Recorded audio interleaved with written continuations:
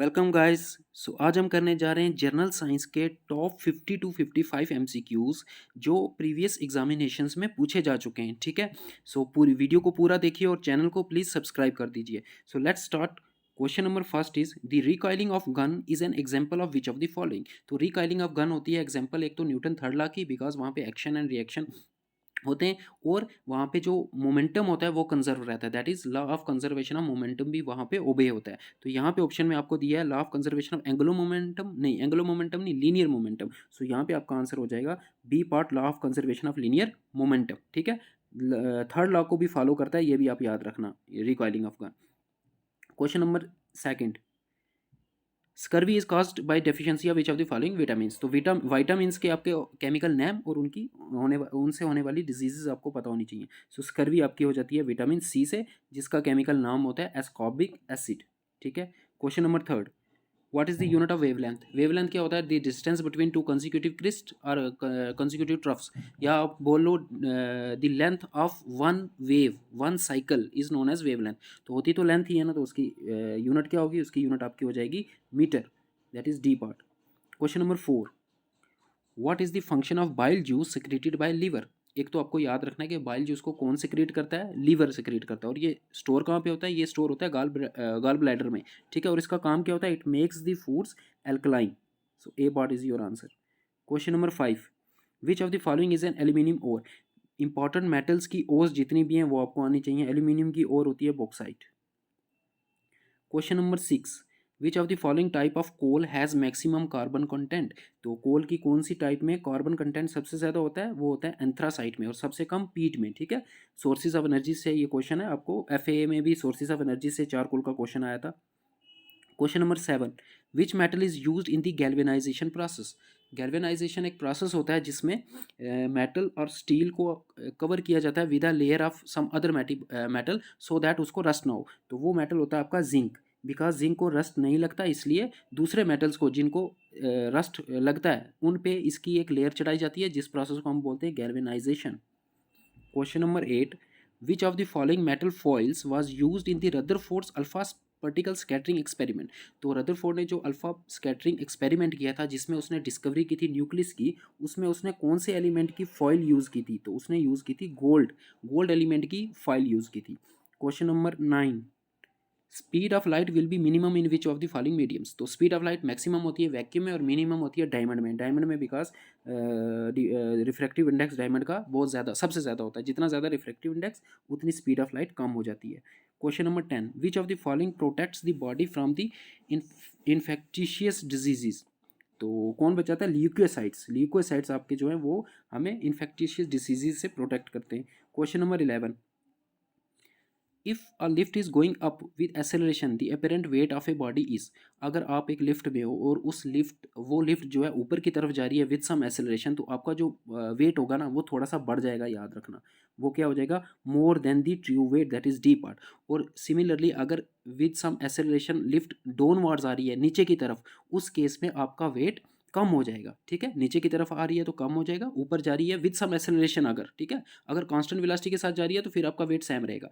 अगर acceleration that is उसकी velocity change हो रही है, इंक्रीज हो रही है विद टाइम, अगर ऊपर जा रही है एक्सेलरेशन के साथ तो इंक्रीज हो जाएगा, नीचे आ रही है तो डिक्रीज हो जाएगा, और कांस्टेंट वेलोसिटी के साथ चल रही है तो सेम रहेगा। और एक एक केस आता है इसमें कि अगर लिफ्ट फ्री फॉल हो रहा है लिफ्ट का, ठीक है, फ्री फॉल अगर लिफ्ट का हो रहा है तो तब आपका वेट जीरो हो जाएगा।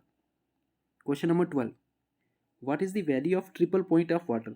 ट्रिपल पॉइंट होता क्या है? Triple point is a temperature at which a liquid can exist in all the three states. That is अगर वाटर की बात करें तो ट्रिपल पॉइंट वो वाला टेम्परेचर हो जाएगा जिसपे वाटर तीनों स्टेट्स में एग्जिस्ट कर सकता है। That is solid, liquid and gases. मतलब थोड़ा वाटर सॉलिड की फॉर्म में भी होगा, लिक्विड की भी, और गैसेस स्टेट में भी होगा। सो वो टेम्परेचर आपका होता है 2 केल्विन में अगर बात करूँ तो 273.16 केल्विन। तो ये आपका हो जाएगा। अगर डिग्री सेल्सियस की बात करूँ तो डिग्री सेल्सियस में हो जाएगा 0.01 डिग्री सेल्सियस। ठीक है, और अगर फ़ारेनहाइट की बात करूँ तो फ़ारेनहाइट में हो जाएगा 32.01 डिग्री फ़ारेनहाइट। तो ये कौन सा? ट्रिपल पॉइंट की वैल्यू है इन डिफरेंट स्केल्स। ठीक है, प्रेशर भी होता है ट्रिपल पॉइंट में एग्जिस्ट करने के लिए। टेम्परेचर इतना होना चाहिए और प्रेशर कितना होना चाहिए? और प्रेशर होना चाहिए 4.58 mm ऑफ मरकरी। ठीक है, 4.58 mm, 4.58 mm क्या होना चाहिए? प्रेशर होना चाहिए। Question number 13, if electrical conductivity increases with increase of temperature of a substance then it is a. तो अगर किसी सबस्टांस की इलेक्ट्रिकल कंडक्टिविटी टेम्परेचर बढ़ाने से इंक्रीज हो जाती है तो वो सबस्टांस क्या होगा? कंडक्टर होगा, सेमीकंडक्टर होगा, इंसुलेटर या कार्बोरेटर? कार्बोरेटर तो होगा नहीं, तो वो आपका आंसर हो जाएगा बी पार्ट, सेमीकंडक्टर। याद रखना, टेम्परेचर इंक्रीज करने से कंडक्टर का रेजिस्टेंस इंक्रीज होता है। अगर रेजिस्टेंस इंक्रीज हुआ तो कंडक्टेंस डिक्रीज हो जाएगा, क्योंकि जितना ज़्यादा रेजिस्टेंस होता है तो कंडक्टिविटी उतनी कम हो जाती है। तो कंडक्टर के केस में टेम्परेचर बढ़ाने से कंडक्टिविटी डिक्रीज होती है। बट सेमीकंडक्टर के केस में क्या होता है, अगर सेमीकंडक्टर का हम टेम्परेचर को इंक्रीज करें तो रेजिस्टेंस डिक्रीज हो जाता है। तो रेजिस्टेंस अगर डिक्रीज हो जाएगा तो कंडक्टिविटी इंक्रीज हो जाएगी। तो इसका आंसर हो जाएगा बी पार्ट। दोनों याद रखना आप, कंडक्टर का भी और सेमीकंडक्टर का भी। Question number 14, which of the following is connective tissue? Connective tissue कौन सा है इनमें से? Ligament, tendon, blood, all of the above. तो ऑल ऑफ द अबव, ये तीनों जो हैं ये क्या हैं? कनेक्टिव टिश्यूज हैं। ठीक है, टेंडन और लिगामेंट का फंक्शन आपको पता होना चाहिए। टेंडन ज्वाइन करता है बोन टू मसल और लिगामेंट ज्वाइन करता है बोन टू बोन को। Question number 15, which of the following is most ductile? इनमें से most ductile, ductility property of metal होती है जिसकी वजह से हम उनको थिन वायर्स में कन्वर्ट कर सकते हैं। सो गोल्ड जो होता है ना आपका, वो सबसे ज़्यादा टेक्टाइल होता है। 1 ग्राम ऑफ गोल्ड से आप कितनी लंबी वायर बना सकते हो? 1 kilometre long wire. 1 gram of gold को आप 1 किलोमीटर लॉन्ग वायर में कन्वर्ट कर सकते हो। So it is the most ductile metal. An object is executing uniform circular motion, uniform circular, which of the following quantities remains constant? तो जब भी uniform circular motion होगा, याद रखना, जो भी आपकी स्केलर क्वांटिटी होगी वो कांस्टेंट रहेगी और वेक्टर क्वांटिटी कांस्टेंट नहीं रहेगी, बिकॉज यूनिफॉर्म सर्कुलर मोशन है ना। तो सर्कुलर मोशन में हर पॉइंट पे डायरेक्शन चेंज हो रही है, तो अगर डायरेक्शन चेंज हो रही है तो जो भी वेक्टर क्वांटिटी होगी वो भी चेंज होगी, because vector quantity also depends upon direction. तो कौन सी स्केलर क्वांटिटी होती है? स्पीड। तो स्पीड आपकी सिर्फ कांस्टेंट रहेगी। देखो फर्स्ट पार्ट में है वेलोसिटी और एक्सेलरेशन। वेलोसिटी और acceleration both are vector quantities, ये दोनों डायरेक्शन पे डिपेंड करती हैं। तो अगर डायरेक्शन चेंज हो रही है तो ये भी चेंज होंगी, ये कांस्टेंट नहीं रहेंगे। सेकंड पार्ट में देखो स्पीड तो है बट साथ में वेलोसिटी भी दी है, वेलोसिटी तो चेंज होगी ना। थर्ड पार्ट में स्पीड और एक्सेलरेशन भी दिया है, तो एक्सेलरेशन और वेलोसिटी चेंज होती हैं यूनिफॉर्म सर्कुलर मोशन में, but speed remains constant. Question number 17, why a small liquid drop is in spherical shape? आपने देखा होगा बारिश की जो बूंदें होती हैं वो स्फेरिकल शेप में होती हैं।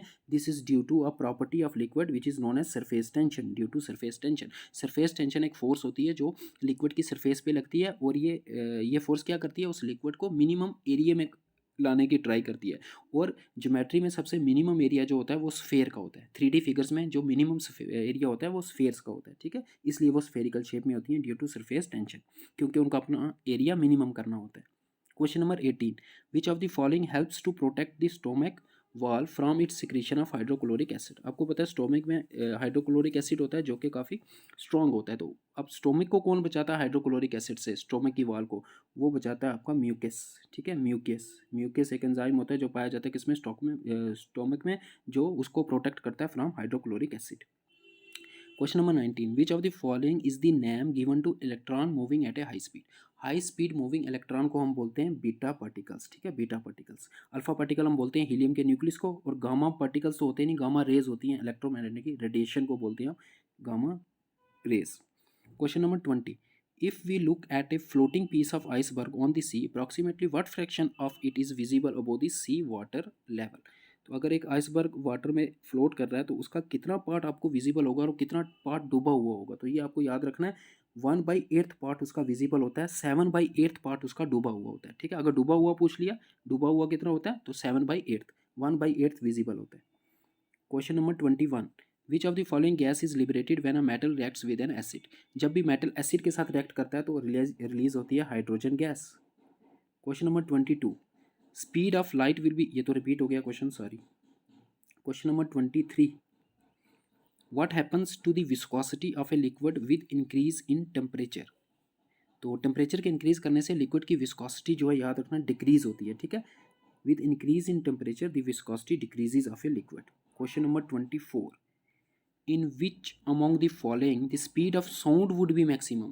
साउंड वेव्स की बात कर रहा है, ठीक है, लाइट वेव्स की बात नहीं कर रहा। साउंड वेव्स याद रखना, जितना मीडियम सॉलिड होगा ना उतनी उसकी स्पीड ज़्यादा होती है। दैट इज साउंड वेव की सबसे ज़्यादा स्पीड सॉलिड्स में होगी, उससे कम लिक्विड्स में और उससे कम गैसेज में। अब यहाँ पे आपको सिर्फ एयर ही दी है, बट फर्स्ट पार्ट में दी है dry air at 0 degree Celsius, second part में dry air at 30 degree Celsius, और थर्ड और फोर्थ पार्ट में ह्यूमिड एयर। ह्यूमिड एयर मतलब हो गया कि एयर जिसमें ह्यूमिडिटी होगी, दैट इज वाटर वेपर्स होंगे। Water vapours mean liquid. तो लिक्विड लिक्विड में गैसेस के मुकाबले साउंड वेव्स फास्टर ट्रैवल करेंगी। तो इसका आंसर या तो सी होगा या तो डी होगा, ए हो नहीं सकता। ड्राई एयर मतलब सिर्फ एयर, उसमें कोई भी लिक्विड नहीं है, तो एयर मतलब गैसेस, तो गैसेस में तो सबसे कम होती है स्पीड ऑफ साउंड। सो अब टेम्परेचर की बात करें तो जितना ज़्यादा टेम्परेचर होता है, याद रखना आपने, उतनी साउंड वेव्स की स्पीड जो है ज़्यादा होती है। तो आपका आंसर हो जाएगा D part, humid air at 30 degree Celsius. ये सारे प्रीवियसली आस्क्ड क्वेश्चन हैं, ठीक है, इंपॉर्टेंट क्वेश्चन हैं, इनमें से रिपीट हो सकते हैं question. Question number 25, amalgam is an alloy of which metal. Amalgam एक अलॉय होती है किसकी, मरकरी की, विद सम अदर मेटल, ठीक है। अमलगम में एक मेटल तो मरकरी होता है इस अलॉय में, और दूसरा कोई दूसरा मेटल होता है। 26, which part of the nervous system controls the reflex activities of the body. तो रिफ्लेक्स एक्टिविटीज को कंट्रोल कौन करता है, स्पाइनल कॉर्ड। ब्रेन्स के जितने भी पार्ट्स हैं उनके फंक्शन आपको आने चाहिए, ठीक है, सेरिब्रम का, सेरिबिलम का, इन सब के फंक्शंस आपको आने चाहिए। Question number 27, the movement of food in phloem is called. तो प्लांट्स में जो मूवमेंट ऑफ फूड और मूवमेंट ऑफ वाटर जो होती है, ठीक है, उसको हम बोलते हैं ट्रांसलोकेशन। उसको क्या बोलते हैं, ट्रांसलोकेशन, ठीक है। Question number 28, which of the following one of the following is called digestive bag in the cell. तो डाइजेस्टिव बैग किसको कहा जाता है, डाइजेस्टिव बैग हम कहते हैं लाइसोसोम को, ठीक है, डाइजेस्टिव बैग, क्योंकि जितना भी अनवांटेड मटेरियल और अदर सेल्स होते हैं उनको ये डाइजेस्ट करता है। और लाइसोसोम को सुसाइडल बैग भी बोलते हैं, ठीक है, क्योंकि ये दूसरे सेल्स को डाइजेस्ट कर देता है, मतलब उनकी डेथ कर देता है, तो इसको सुसाइडल बैग भी बोलते हैं और डाइजेस्टिव बैग भी बोलते हैं। 29, cactus is refer to as. Cactus वो प्लांट होता है जो कहाँ पाया जाता है, ठीक है, डेजर्ट्स में। तो जो डेजर्ट्स में प्लांट्स पाए जाते हैं उनको हम बोलते हैं जीरोफाइट्स, ठीक है। जीरोफाइट्स वो वाले प्लांट्स होते हैं जो जहाँ पे वाटर की क्वांटिटी कम हो वहाँ पे भी सर्वाइव कर जाए, ऐसे प्लांट्स को हम बोलते हैं जीरोफाइट्स। यूजुअली ये डेजर्ट्स में होते हैं। Anaemia occurs due to the deficiency of. Anaemia किसकी वजह से होता है, एक तो आयरन की कमी से होता है, बट ऑप्शन में यहाँ आयरन नहीं दिया हुआ है, और दूसरा होता है विटामिन B12 की कमी से। विटामिन B12 को केमिकल नेम क्या है, फॉलिक एसिड बोलते हैं उसको, फॉलिक एसिड। तो विटामिन के आपको केमिकल नेम भी आने चाहिए, ठीक है। Question number 31, the xylem in plants are responsible.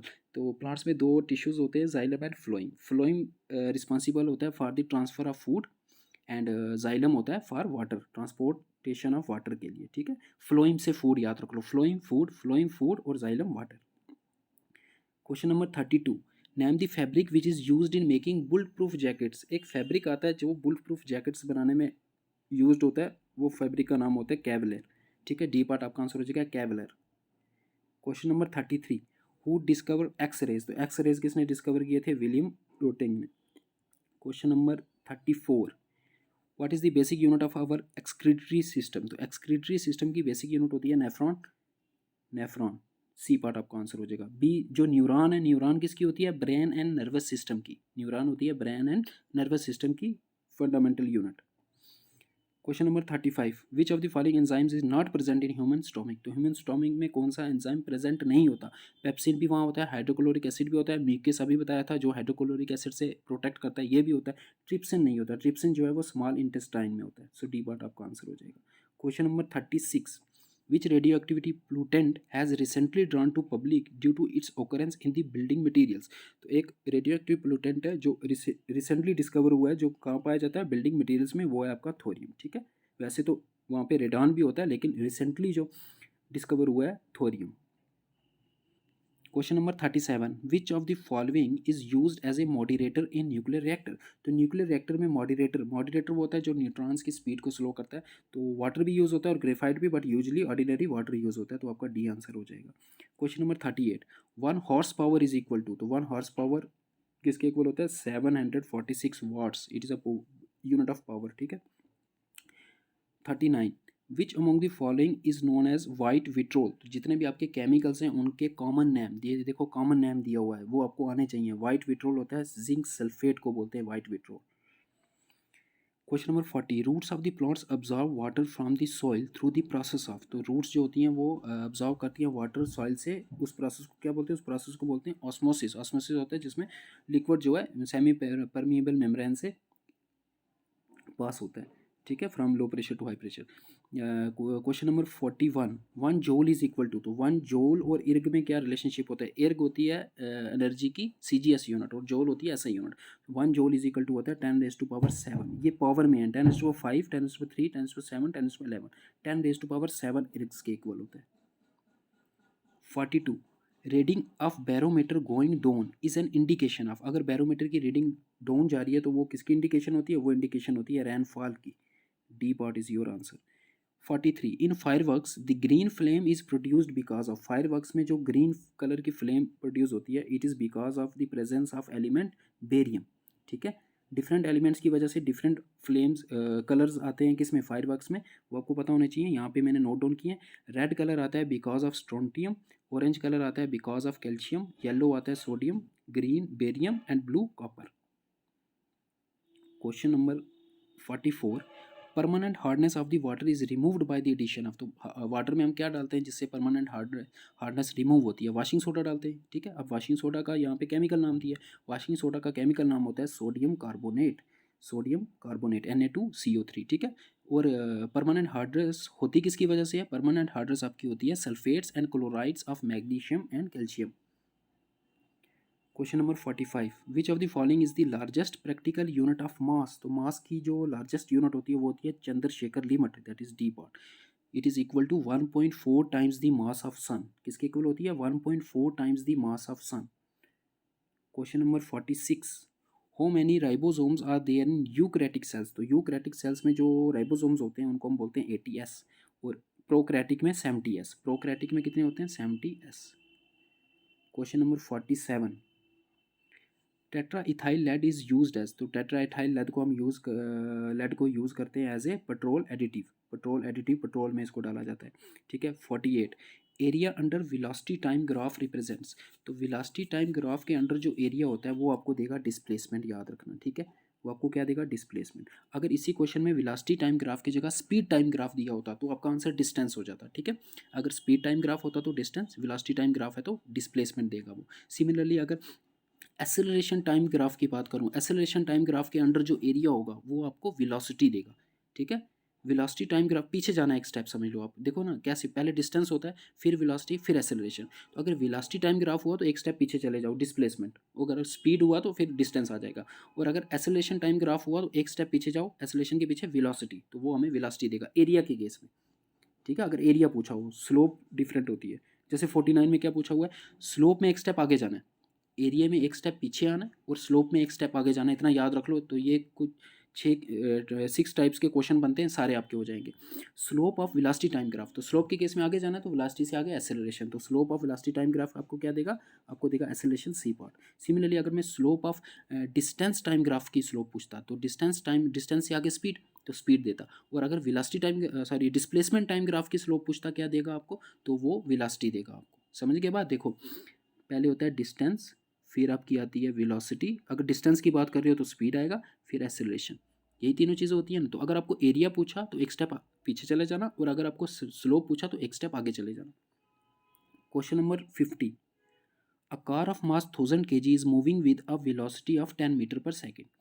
If the velocity time graph for this car is a horizontal line parallel to time axis, तो velocity time graph अगर आप ड्रा करोगे इस कार का, वो क्या कह रहा है, यहीं पे आपका क्वेश्चन हो जाएगा। velocity वो पैरेलल है टाइम एक्सिस के, मतलब इस तरह का ग्राफ आएगा, ये टाइम एक्सिस आ गई, यहाँ पे वेलोसिटी है, तो पैरेलल का मतलब होता है कि उसकी वेलोसिटी देखो चेंज नहीं हो रही, यहाँ पे भी वेलोसिटी सेम है, यहाँ पे भी सेम है, टाइम चेंज हो रहा है सिर्फ, है ना। तो वेलोसिटी उसकी कांस्टेंट है। अब वो कह रहा है कि 25 सेकंड्स के बाद उसकी वेलोसिटी क्या होगी, उसकी वेलोसिटी जब चेंज ही नहीं हो रही तो उसकी वेलोसिटी कितनी होगी, वही होगी जो पहले रही होगी, दैट इज 10 मीटर पर सेकंड, जो पहले दी हुई थी। Question number 51 what is an enzyme, तो एंजाइम क्या होता है, एंजाइम एक कैटलिस्ट होता है जो हमारी रेट ऑफ रिएक्शन को, रेट ऑफ डाइजेशन को इंक्रीज करता है, जल्दी करता है, ठीक है।